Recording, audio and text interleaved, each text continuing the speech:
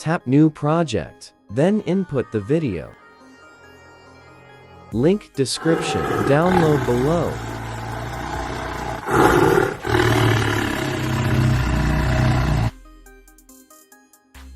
Click Overlay, then at Overlay, then input your video or photo.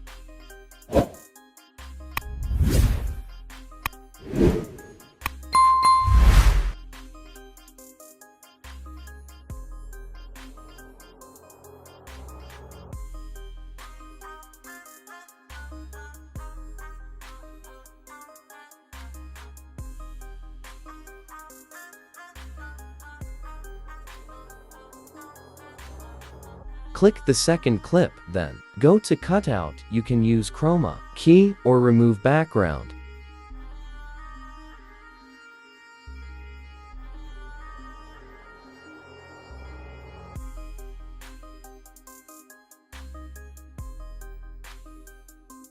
That's it guys. Don't forget to subscribe.